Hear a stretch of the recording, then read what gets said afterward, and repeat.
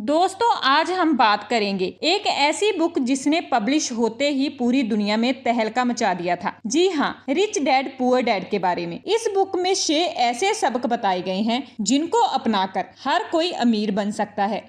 अगर आप में अमीर बनने की चाहत है तो एक भी पॉइंट मिस मत करना। रॉबर्ट कियोसाकी बताते हैं कि उनके 2 डैडी थे। जिन्होंने उनको जन्म दिया उनको वे पुअर डैडी कहते हैं और जिन्होंने उनको अमीरी के गुर सिखाए उन्हें वे रिच डैडी कहते हैं। उनके पुअर डैड बहुत पढ़े लिखे थे और समझदार थे। वे पीएचडी थे और उन्होंने अपने 4 साल के अंडर ग्रेजुएट कार्य को 2 साल से भी कम समय में पूरा कर लिया था। और उनके दूसरे डैडी 8वीं से आगे नहीं पढ़े थे। दोनों ने जिंदगी भर कड़ी मेहनत की थी, लेकिन उनमें से एक बहुत पढ़ा लिखा होने के बावजूद भी पूरी जिंदगी पैसे के लिए परेशान होता रहा। इतना पढ़ा लिखा होने के बावजूद भी वह अपने पीछे कर्ज छोड़कर मरा, जबकि दूसरा सिर्फ 8वीं तक पढ़ने के बावजूद अमेरिका के हवाई राज्य के सबसे अमीर व्यक्तियों में से एक बन गया और मरने पर उसके परिवार को, चर्च को और जरूरतमंदों को करोड़ों डॉलर्स की दौलत देकर गया। ऐसा क्यों हुआ होगा? क्योंकि दोनों ही डैडियों की पैसे के बारे में सोच अलग अलग थी। वह कैसे? चलो देखते हैं। पढ़े लिखे डैडी कहते थे पैसे का मोह ही सभी बुराइयों की जड़ है, जबकि दूसरे डैडी कहा करते थे पैसे की कमी ही सभी बुराइयों की जड़ है। एक डैडी को यह कहने की आदत थी मैं इसे नहीं खरीद सकता। दूसरे डैडी इन शब्दों के इस्तेमाल से चिढ़ते थे। वे जोर देकर कहते थे कि मुझे इसकी बजाय यह कहना चाहिए कि मैं इसे कैसे खरीद सकता हूँ। पहला वाक्य नकारात्मक है और दूसरा प्रश्नवाचक। एक में बात खत्म हो जाती है और दूसरे में आप सोचने के लिए मजबूर हो जाते हैं। जब हम कहते हैं कि मैं इसे नहीं खरीद सकता तो हमारा दिमाग काम करना बंद कर देता है। इसके बजाय जब हम यह सवाल पूछते हैं कि मैं इसे कैसे खरीद सकता हूँ तो हमारा दिमाग काम करने लगता है। मेरे दोनों डैडियों की विचारधारा में जमीन आसमान का अंतर था। एक डैडी सिखाते थे मेहनत से पढ़ो ताकि तुम्हें किसी अच्छी कंपनी में नौकरी मिल जाए, जबकि दूसरे डैडी की सीख यह थी मेहनत से पढ़ो ताकि तुम्हें किसी अच्छी कंपनी को खरीदने का मौका मिल जाए। एक डैडी कहते थे मैं इसलिए अमीर नहीं हूँ क्योंकि मुझे बाल बच्चों को पालना पड़ता है। दूसरे डैडी कहते थे मुझे इसलिए अमीर बनना है क्योंकि मुझे बाल बच्चों को पालना है। एक डैडी डिनर की टेबल पर पैसे और बिजनेस के बारे में बात करने के लिए हमेशा प्रोत्साहित करते थे। दूसरे डैडी भोजन करते समय पैसे की बातें करने के लिए मना करते थे। एक का कहना था जब पैसे का सवाल हो सुरक्षित कदम उठाओ, खतरा मत उठाओ। दूसरे का कहना था खतरों का सामना करना सीखो। एक का मानना था हमारा घर ही हमारा सबसे बड़ा निवेश और हमारी सबसे बड़ी एसेट है। दूसरे का मानना था मेरा घर मेरी लायबिलिटी है और अगर आपका घर आपकी नजर में आपका सबसे बड़ा निवेश है तो आप गलत हैं। दोनों ही अपने बिल समय पर चुकाते थे, परंतु उनमें से एक सबसे पहले अपने बिल को चुका देता था जबकि दूसरा सबसे आखिर में। एक डैडी ने मुझे बताया कि अच्छी नौकरी तलाशने के लिए अच्छा सा बायोडाटा कैसे लिखा जाए, जबकि दूसरे ने मुझे यह सिखाया कि कैसे मजबूत व्यवसायिक और फाइनेंशियल प्लानिंग लिखी जाए जिससे मैं नौकरियां दे सकूं। बचपन में ही मैं यह समझ गया था कि हमें अपने विचारों पर ध्यान देना चाहिए। मैंने देखा कि मेरे गरीब डैडी इसलिए गरीब नहीं थे क्योंकि वे कम कमाते थे, बल्कि इसलिए गरीब थे क्योंकि उनके विचार और काम गरीबों की तरह थे। अमीर डैडी के साथ जब रॉबर्ट की शिक्षा शुरू हुई तब वे केवल 9 साल के थे। रिच डैड ने उनको 30 सालों तक कुल 6 महत्वपूर्ण सबक सिखाए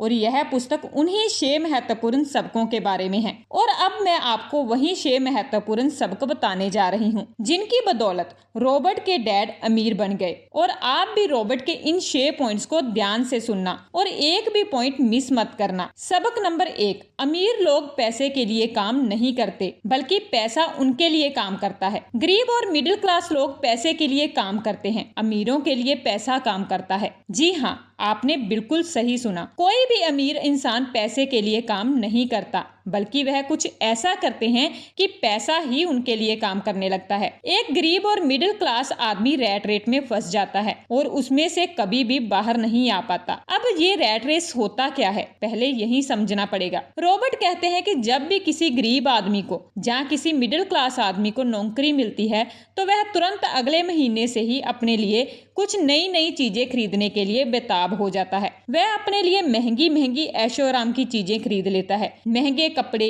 महंगे जूते, महंगा फोन, महंगा लैपटॉप, बढ़िया सी कार, और फिर शुरू हो जाती है ईएमआई की ट्रैप। ऐसे ईएमआई जो सालों साल तक देने पड़ते हैं, जिससे वह बाहर कभी निकल ही नहीं पाता। उसे हर महीने अपनी ईएमआई देनी होती है। अगर वह एक महीने के लिए भी काम पर नहीं जाएगा तो उसके मन में डर बैठ जाता है कि वह कैसे अपनी ईएमआई भर पाएगा और कैसे अपना कर्ज उतार पाएगा। कहीं बैंक वाले उसकी कार उठाकर ना ले जाएं। ऐसा हुआ तो उसकी समाज में क्या इज्जत रह जाएगी। वह सुबह उठता है, काम पर जाता है, शाम को लौटता है, सुबह उठता है, काम पर जाता है और शाम को वापस लौटता है, और पूरा महीना होने पर अपना पगार लेता है और ईएमआई भर देता है। यही सिस्टम हर दिन हर महीने चलता रहता है और इस लंबे ट्रैप में वह इस कदर फंस जाता है कि इस ट्रैप से वह कभी बाहर ही नहीं निकल पाता। इसे ही रॉबर्ट ने रैट रेस कहा है। अगर आपको चूहा दौड़ से बाहर निकलना है तो आपको पैसे के लिए काम करना छोड़ना पड़ेगा और पैसे को अपने लिए काम करवाना पड़ेगा, तभी आप चूहा दौड़ से बाहर निकल पाएंगे। अमीर इंसान पैसे के लिए काम नहीं करता, बल्कि वह कुछ ऐसा करता है कि पैसा ही उनके लिए काम करने लगता है। लेकिन कैसे, वो अब आने वाले कुछ पॉइंट्स में हम इस वीडियो में देखेंगे। सो अंत तक बने रहिए क्योंकि नेक्स्ट पॉइंट्स बहुत ही इंटरेस्टिंग होने वाले हैं। सबक नंबर 2, पैसे की समझ क्यों सिखाई जानी चाहिए। ज्यादातर लोग जिंदगी भर यही नहीं समझ पाते कि असल बात यह नहीं है कि आप कितना पैसा कमा पाते हैं, बल्कि यह है कि आप कितना पैसा बचा पाते हैं। आपने लॉटरी जीतने वाले उन गरीब लोगों की कहानियां तो सुनी ही होगी जो अचानक अमीर बन जाते हैं पर कुछ समय बाद वे फिर से गरीब हो जाते हैं। यह लोग लाखों करोड़ों जीतते हैं, फिर भी वे लौटकर वहीं आ जाते हैं जहां से उन्होंने शुरू की थी। आपने उन प्रोफेशनल एथलीट्स की कहानियां भी जो 24 साल की उम्र में हर साल करोड़ों डॉलर कमाते हैं और 34 साल की उम्र में उन्हें पुल के नीचे सोना पड़ता है। इसका कारण क्या है? इसका एक ही कारण है कि उनके अंदर पैसे की समझ ही नहीं थी। लंबे समय में यह महत्वपूर्ण नहीं है कि आपने कितना पैसा कमाया, बल्कि महत्वपूर्ण यह है कि आपने कितना पैसा बचाया और आपने कितनी पीढ़ियों तक उस पैसे को सहेजा। मेरे अमीर डैडी ने मुझसे बचपन में ही कहा था, अगर तुम अमीर बनना चाहते हो तो तुम्हारे पास पैसे की समझ होनी चाहिए। पैसे की समझ विकसित करने के लिए आपको लायबिलिटी और एसेट का अंतर पता होना चाहिए और हमेशा एसेट्स ही खरीदनी चाहिए। अगर आप अमीर बनना चाहते हैं तो आपको बस इतना ही जानने की जरूरत है। यही पहला और आखिरी नियम है, यही इकलौता नियम है। यह बहुत आसान लगता है, परंतु ज्यादातर लोगों को यह पता ही नहीं है कि यह नियम कितना महत्वपूर्ण है। ज्यादातर लोग पैसे की समस्याओं में सिर्फ इसलिए उलझे रहते हैं क्योंकि उन्हें यह पता ही नहीं होता कि संपत्ति और दायित्व में क्या फर्क है। अमीर लोग एसेट इकट्ठी करते हैं और गरीब और मध्य वर्गीय लोग लायबिलिटीज इकट्ठी करते हैं। और मजे की बात यह है कि उन लोगों को यह लगता है कि वे संपत्ति इकट्ठी कर रहे हैं। अगर यह इतना आसान है तो फिर हर आदमी अमीर क्यों नहीं बन जाता? क्योंकि लोग संपत्ति और दायित्व में फर्क नहीं कर पाते। तो संपत्ति और दायित्व में क्या फर्क होता है? संपत्ति वह चीज है जो आपकी जेब में पैसा डालती है, दायित्व वह चीज है जो आपकी जेब से पैसा निकालती है। दोबारा से कान खोलकर फिर सुन लीजिए क्योंकि यह लाइन बहुत इंपॉर्टेंट है। एसेट वह चीज है जो आपकी जेब में पैसा डालती है और लायबिलिटी वह चीज है जो आपकी जेब से पैसा निकालती है। वास्तव में आपको इतना ही जानने की जरूरत है। अगर आप अमीर बनना चाहते हैं तो आप जिंदगी भर एसेट खरीदते रहिए और अगर आप गरीब या मध्य वर्गीय आदमी बनना चाहते हैं तो आप लायबिलिटी खरीदते रहिए। इनके बीच के फर्क को ना जानने से ज्यादातर लोग जीवन भर पैसे की तंगी से परेशान रहते हैं। इसे एक एग्जाम्पल से समझते हैं। सुरेश और रमेश दोनों की ही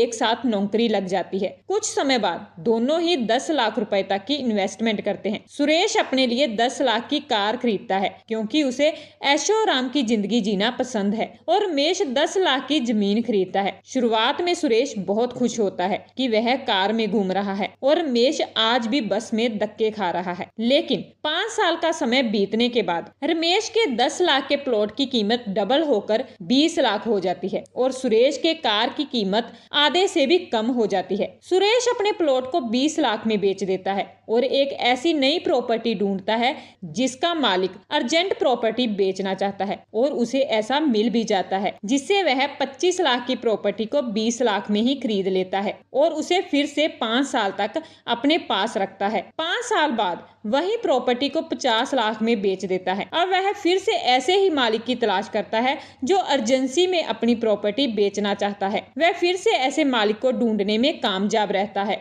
और 60 लाख की प्रॉपर्टी को 50 लाख में ही खरीद लेता है और फिर से 5 साल तक इंतजार करता है। अब पूरे 15 साल बीत चुके हैं। सुरेश अपना 50 लाख का प्लॉट 1 करोड़ में बेच देता है और करोड़पति बन जाता है और उस करोड़ में से कुछ पैसा निकालकर अपने लिए ऐशो आराम की चीज खरीद लेता है, जैसे कार, एक घर और अच्छे अच्छे कपड़े। और यह सब लेने के बाद जो बाकी 50 लाख बच जाते हैं वो उनसे फिर से प्रॉपर्टी खरीद लेता है और अब उसकी प्रॉपर्टी ही उसके लिए पैसा बनाती रहती है। लेकिन सुरेश ने जो 15 साल पहले कार खरीदी थी, आज उसे कोई कौड़ी के दाम में भी खरीदने के लिए तैयार नहीं है। वह आज भी धक्के खा रहा है। यही फर्क होता है एक अमीर और गरीब के माइंडसेट में। गरीब इंसान सबसे पहले अपने लिए लाइबिलिटी खरीदता है जो उसकी जेब से पैसे निकालती रहती है और अमीर माइंडसेट वाले इंसान संपत्ति खरीदते हैं। 80% परिवारों की पैसे की कहानी यह होती है कि वे अमीर बनने के लिए कड़ी मेहनत करते जाते हैं। इसका कारण यह नहीं है कि वे पैसा नहीं कमाते, असली कारण यह है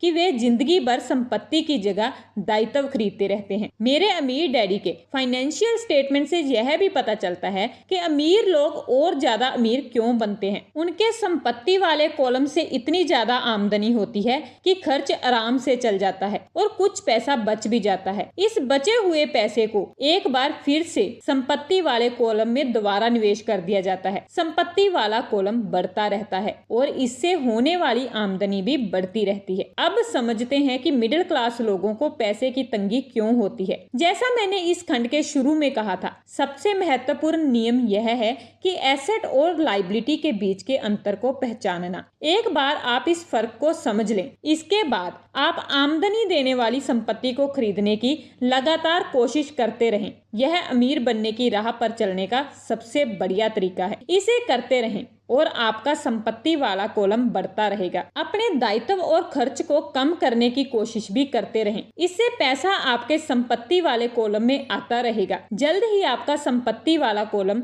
इतना मजबूत हो जाएगा कि आप और ज्यादा जोखिम वाले निवेश कर सकेंगे। ऐसे निवेश जिनमें 100% से अनंत तक का फायदा हो सकता है। ऐसे निवेश जिनमें $5,000 की रकम जल्दी ही $10,00,000 जहाँ इससे भी ज्यादा हो जाती है। और ऐसे निवेश को ही मिडिल क्लास लोग बहुत जोखिम भरा मानते हैं और कभी रिस्क लेते ही नहीं। निवेश जोखिम भरा नहीं है, यह उस व्यक्ति की पैसे की नासमझी है, फाइनेंशियली इलिटरेसी है, जो उसे बहुत जोखिम भरा बना देती है। इस आसान सबक को याद रखें। अमीर संपत्ति खरीदते हैं, गरीब केवल खर्च करते हैं। मिडिल क्लास लायबिलिटी खरीदता है और वह सोचता है कि वो संपत्ति खरीद रहा है। सबक 3, अपने काम से काम रखो। क्या इसका मतलब यह है कि चुपचाप से अपने काम पर जाओ और बिना किसी के तरफ देखे अपना काम करके वापस आ जाओ? नहीं, इसका मतलब यह बिल्कुल भी नहीं है। अपने काम से काम रखो का मतलब है कि आप अपनी नौकरी करते रहिए, लेकिन अपने संपत्ति वाले कॉलम को बढ़ाते रहिए और दायित्व वाले कॉलम को कम करते रहिए। ऐसा करने से आप नौकरी करते हुए भी अमीर बन सकते हैं। अपने काम से काम रखना शुरू कर दें।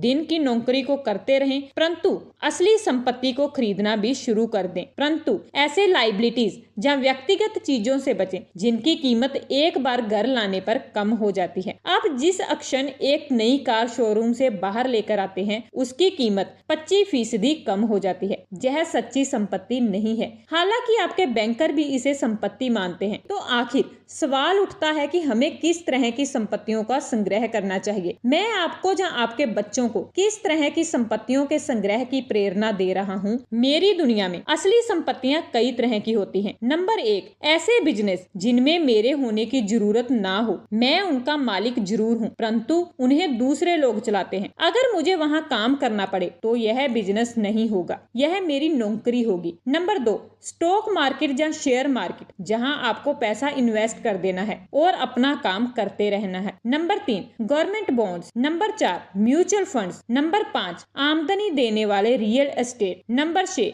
ऐसी हर चीज जो कीमती है, जो आमदनी देती है। और जिसका मूल्य बढ़ जाता है और जिसका बाजार तैयार है। यह सारी ऐसी संपत्तियां हैं जहां आपको पैसा लगाने के बाद खुद काम नहीं करना पड़ेगा, बस आप पैसा लगा देंगे और आराम से अपना काम करते रहेंगे और आपका संपत्ति वाला कॉलम अपने आप बढ़ता रहेगा। जब मैं कहता हूँ कि अपने काम से काम रखें तो मेरा यह मतलब है कि आप अपनी संपत्ति वाले कॉलम को ज्यादा मजबूत बनाते रहें। एक बार इसमें $1 जाए तो वह बाहर ना निकल पाए। इसे इस तरह सोचें कि जब $1 आपकी संपत्ति वाले कॉलम में जाता है तो वह आपका कर्मचारी बन जाता है जो आपके लिए काम करता रहेगा। अपनी दिन की नौकरी करते रहें, एक अच्छे मेहनती कर्मचारी की तरह काम करें, परंतु अपने संपत्ति वाले कॉलम को बढ़ाते रहें। और हाँ, एक इम्पोर्टेंट बात, जब आपका कैश फ्लो बढ़ता है तब आप कुछ ऐशो आराम की चीजें खरीद सकते हैं। इस बारे में एक महत्वपूर्ण तथ्य यह है कि अमीर लोग ऐशो आराम की चीजें सबसे बाद में खरीदते हैं, जबकि गरीब और मिडिल क्लास लोग ऐशो आराम की चीजें सबसे पहले खरीदते हैं। यह सेंटेंस इतना इम्पोर्टेंट है कि अगर आप इसे ध्यान से समझेंगे तो आपको अमीरों के अमीर बनने का राज समझ में आएगा। सबक नंबर 4, टैक्स का इतिहास और कॉरपोरेशन की ताकत। इस पॉइंट में रॉबर्ट बताते हैं कि इतनी मेहनत से कमाए हुए पैसे पर गवर्नमेंट को इतनी आसानी से टैक्स के रूप में पैसा लेने मत दीजिए। कानून के दायरे में ही रहकर हमें वह सारे तरीके आजमाने चाहिए जिससे हमारा करोड़ों रुपए का टैक्स बच जाए। सच्चाई तो यह है कि अमीरों पर टैक्स लगता ही नहीं है। गरीबों की भलाई के लिए जो पैसा लगता है वह मध्य वर्ग से आता है, खासकर शिक्षित और उच्च आमदनी वाले मध्य वर्ग से। एक बार हमें हमारे लिए काम करने वाले पैसे की ताकत का ज्ञान हो जाए, फिर हमें पैसे के लिहाज से स्मार्ट हो जाना चाहिए और हमें डराने वाले लोगों से निपटने के रास्ते ढूंढ लेने चाहिए। इसके लिए आपके पास कानून की समझ होनी चाहिए और इस बात की भी कि सिस्टम कैसे काम करता है। अगर आप अज्ञानी हैं तो आपको आसानी से डराया जा सकता है। अगर आप जानते हैं कि आप क्या बात कर रहे हैं तो आपके पास बचने का मौका है। इसीलिए अमीर डैडी स्मार्ट टैक्स अकाउंटेंट और वकीलों को इतना ज्यादा वेतन देते थे। वकीलों को वेतन देना सरकार को टैक्स देने से सस्ता था। अगर आप अभी तक इस वीडियो में बने हुए हैं तो इसका मतलब है कि आप अमीर बनकर ही रहेंगे। अभी आगे और 2 इम्पोर्टेंट सबक डिस्कस होने वाले हैं। सबक नंबर 5, अमीर लोग पैसे का आविष्कार करते हैं। अमीर लोग आखिर पैसा बनाते कैसे हैं, यह बात अभी हम समझने वाले हैं। ध्यान से समझना। हमारा एक स्टॉक पोर्टफोलियो भी है जिसे मैं और मेरी पत्नी हमारा पर्सनल म्यूचुअल फंड कहते हैं। हम ज्यादा जोखिम वाली प्राइवेट कंपनीज के शेयर खरीदते हैं। अमेरिका या कनाडा में स्टॉक एक्सचेंज पर सार्वजनिक होने जा रही हैं। कितनी तेजी से धन बढ़ता है इसका उदाहरण इस तरह देखें। हमने कंपनी के सार्वजनिक होने से पहले 25 सेंट प्रति शेयर की दर से 1 लाख शेयर खरीदे। 6 महीने बाद जब कंपनी शेयर बाजार में दर्ज हो गई तो उस शेयर का भाव $2 प्रति शेयर हो गया। अगर कंपनी का प्रबंधन अच्छा है तो कीमतें बढ़ती रहेंगी और स्टॉक $20 प्रति शेयर या इससे भी ज्यादा होगा। ऐसे भी कई वर्ष रहे हैं जब हमारे $25,000 1 साल से भी कम समय में $10 लाख बन गए। यह जुआ नहीं है अगर आप जानते हैं कि आप क्या कर रहे हैं। यह जुआ तब होता है अगर आप सौदे में अपना पैसा फेंक रहे हैं और भगवान से सफल होने की दुआ कर रहे हैं। आपको अपने तकनीकी ज्ञान, बुद्धि और खेल के प्रति प्रेम की जरूरत होगी ताकि जोखिम कम से कम रहे। याद रखिए, महान अवसरों को आपकी आंखें नहीं देख सकती, उन्हें आपके दिमाग से देखा जा सकता है। सबक नंबर 6, सीखने के लिए काम करें, पैसे के लिए काम ना करें। जब मैं अपनी कक्षा से पूछता हूँ आप में से कितने मैकडोनल्ड से अच्छा हैमबर्गर बना लेते हैं तो लगभग सभी विद्यार्थी अपने हाथ खड़े कर देते हैं। मैं फिर पूछता हूँ अगर आप में से ज्यादातर बेहतर हैमबर्गर बना लेते हैं तो ऐसा क्यों होता है कि मैकडोनल्ड आपसे ज्यादा पैसा बना लेता है? जवाब साफ है, मैकडोनल्ड बिजनेस सिस्टम में आपसे अच्छा है। ज्यादातर प्रतिभाशाली लोग सिर्फ इसलिए गरीब होते हैं क्योंकि वे अपना सारा ध्यान बेहतर हैमबर्गर बनाने में लगाते हैं और बिजनेस सिस्टम के बारे में कुछ नहीं जानते। दुनिया प्रतिभा संपन्न गरीब लोगों से भरी पड़ी है। अक्सर वे या तो गरीब हैं या फिर पैसे की समस्या से जूझ रहे हैं, जहाँ अपनी अक्षमताओं से कम पैसा कमा रहे हैं और इसका जिम्मेदार उनके ज्ञान का विषय नहीं है बल्कि उनका अज्ञान है। वो एक बेहतर हैमबर्गर बनाने की दक्षता को पाने में ही लगे रहते हैं और हैमबर्गर को बेचने और उसके घर तक पहुंचाने की दक्षता पर बिल्कुल भी ध्यान नहीं देते। शायद मैकडॉनल्ड्स सबसे अच्छे हैमबर्गर नहीं बनाता, परंतु वे एक मूलभूत रूप से औसत हैमबर्गर को बेचने और उसे घर तक पहुंचाने में सर्वश्रेष्ठ है। इस पॉइंट को अच्छे से समझना जरूरी है। अगर समझ में ना आए तो आप दोबारा सुन कि नौकरी खोजते समय वो इस बात पर कम ध्यान दें कि वे कितना वेतन कमा रहे हैं, लेकिन इस बात पर ज्यादा ध्यान दें कि वे कितना सीख रहे हैं। रास्ते पर आगे की तरफ देखकर यह तय करें कि किसी भी खास प्रोफेशन को चुनने से पहले और चूहा दौड़ में फंसने से पहले वे किन योग्यताओं में पारंगत होना चाहते हैं। जिंदगी बहुत हद तक जिम जाने की तरह ही है। इसमें सबसे दर्द भरा हिस्सा वहां जाने का फैसला लेना है। एक बार आप यह फैसला कर लेते हैं तो बाकी सब आसान हो जाता है। ऐसे कई दिन आएंगे जब मैं जिम जाने के नाम से कांप जाता हूँ, परंतु एक बार मैं वहां पहुंच जाता हूँ और काम शुरू कर देता हूँ तो मुझे इसमें मजा आने लग जाता है। जब मैं वहां से निकलता हूँ तो मुझे हमेशा खुशी होती है कि मैं वहां गया था। तो दोस्तों, यह थे वह 6 सबक जो रिच डैड ने रॉबर्ट कियोसाकी को सिखाए थे और जिनकी बदौलत वो अमेरिका हवाई राज्य के सबसे अमीर आदमी बन गए। लेकिन